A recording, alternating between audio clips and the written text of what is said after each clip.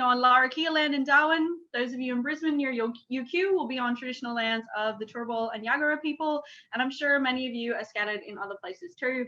I acknowledge elders past and present, existing and emerging leaders, and any Aboriginal or Torres Strait Islander people who are online today.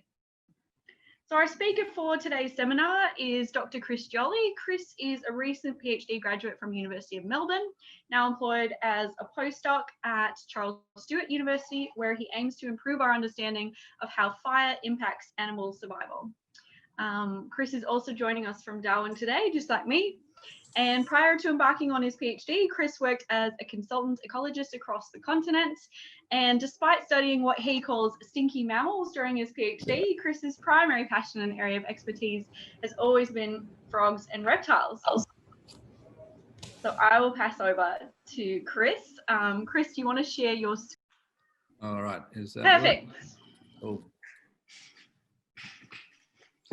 All right, should I start?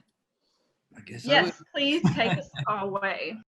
No worries. Okay, so I'll be talking about my PhD and how that evolved through time, starting with a conservation question we thought we had the answer to, and ending with a potentially far more wicked problem that we may struggle to resolve. Basically, field conservation in a nutshell. So Australia leads the world in a couple of things, but one thing we definitely shouldn't be proud to be leading the world in is mammal extinctions. And what we know from this is that traditional means of conservation just clearly aren't working. We can't just erect national parks and assume they'll conserve our species. So we need novel conservation measures to improve conservation outcomes. And that's what I'm interested in, exploiting animal ecology and evolution to improve conservation outcomes. So there's a couple of key players in my work.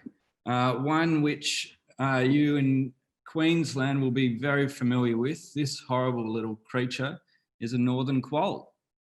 And the impressive beast above is a cane toad. So as you're likely to be aware, cane toads were introduced to northern Australia in North Queensland in 1935. And they were very rapidly colonised much of northern Australia. And our native predators naively assumed cane toads were just like our native frogs and good taxa. And when they tucked into them, the highly toxic toad killed many of our native predators. And this has led to population declines and local extinctions in some species. So as toads hopped across the savannas of the NT, scientists were very concerned for the decline and potential extinction of northern quolls. And so with few other options, the best thing that they could come up with, which was a very reasonable suggestion, was to start some island populations in areas that were free from toads so that the populations didn't go extinct. So in 2003, scientists with the NT government introduced quolls to 2 islands off the Arnhem Land coast. And these introductions were highly successful. From a start of 45 animals to Estelle Island, within just a few years, by 2006, there was literally thousands of quolls on these islands. They just took off. And it was a highly successful introduction, but really what the question was for it to be a good conservation measure, we needed to know whether we could bring them back. So in the intervening years, what we figured out was that unfortunately, cane toads are so toxic that few native predators ever get the opportunity to encounter them under non-fatal circumstances. So every toad they eat kills individuals. So there's very little opportunity to learn, but we can slightly change this outcome by offering cane toads that are non-lethal to vulnerable predators such as quolls, and potentially they'll get sick from these interactions and go on not to eat toads. And we did know that this happens with quolls. Much like a night on a specific alcohol where you can never drink it again, if quolls eat small cane toads that don't kill them, they then go on to avoid them. But what we didn't know was whether this scales up, this individual-based conservation measure, whether it's scaled up to a population level conservation action. And to determine that, for it to work, the lesson needs to be disseminated between generations.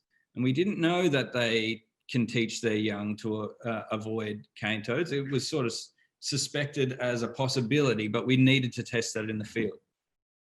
So in 2006, we caught a bunch of quolls from Estelle Island, and we took them to Kakadu National Park. And there we trained a bunch of quolls not to eat cane toads, and we left some control quolls that got no training, and we introduced them to Kakadu. And if we look at the survival based on their interaction with cane toads, you can see that if they were trained, if they're a treatment quoll, they survive much better than if they had no training. Essentially, the vast majority of untrained quolls found a toad on the first night and died. However, that wasn't the actual trajectory of this population. What happened was it declined to local extinction. It was an unsuccessful introduction. And as you can see, it looks like they're surviving the treatment quolls, but that was just made up by a few females that persisted. There was no males in this population.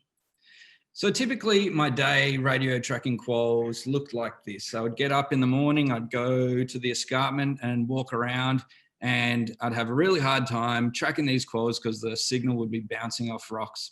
But eventually I'd find them tucked under a rock, asleep for the entire day. But a few days into my radio tracking, I found some quolls were doing very odd behaviors. They were wandering through the savannah, and as I approached them in the day, they'd quickly move off, and it would take me quite a while to find them. And then I figured out that I wasn't tracking quolls at all. I was tracking dingoes with quoll collars and quolls in their guts. So what the combined effects of dingo predation and toad impacts here caused our introduction to be unsuccessful. And this isn't too unusual. Dingoes are a known predator of quolls, but they seem to be succumbing to them far more rapidly than we would have anticipated. And we wondered, surely on this island haven, quolls hadn't lost their ability to deal with dingoes so rapidly, had they? This island wasn't just free from cane toads, it was also free from all predators of northern quolls. So it was an island paradise for quolls. And we had a unique opportunity at the wildlife park, having quolls from the island, but also from the predator-rich mainland, to actually ask these quolls, what do you think of dingoes and cats? And the ones from the mainland said, yeah, we know them and we don't bloody like them. But the ones from the island, their response was, ding who?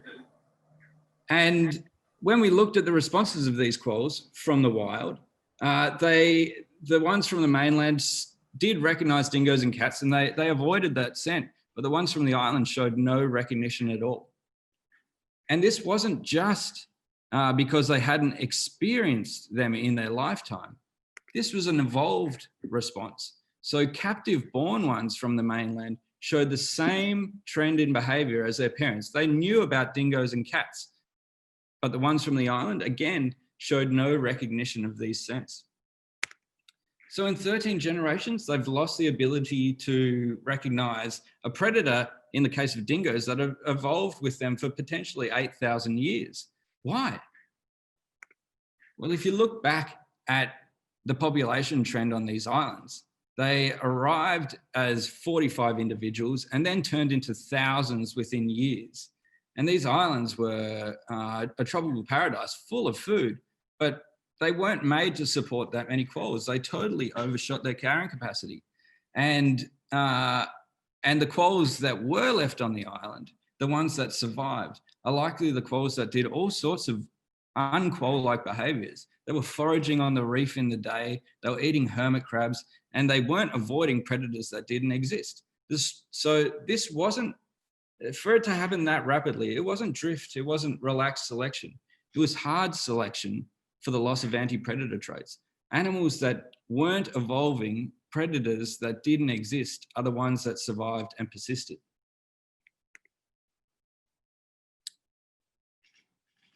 Now, we know some of our mammals are declining so precipitously, we have no other option. We have to put them into havens. We need to protect them. And we're protecting 32 predator-susceptible species in 17 fences and 101 island havens. But whenever there's a rapid environmental change, say climate change, the arrival of cane toads, invasive predators, you set up this race between adaptation and extinction. And it's a race that's often won by extinction. And havening saves them from extinction, but it blunts the natural selection that's occurring for this new world. So we need to ask the question, are we domesticating our most imperiled mammal taxa? We've got these really robust, abundant haven populations of our most threatened mammals, but they may be useless for long-term reintroduction goals. Quolls on this island didn't just lose the ability to deal with invasive predators, they lost the ability to deal with native ones.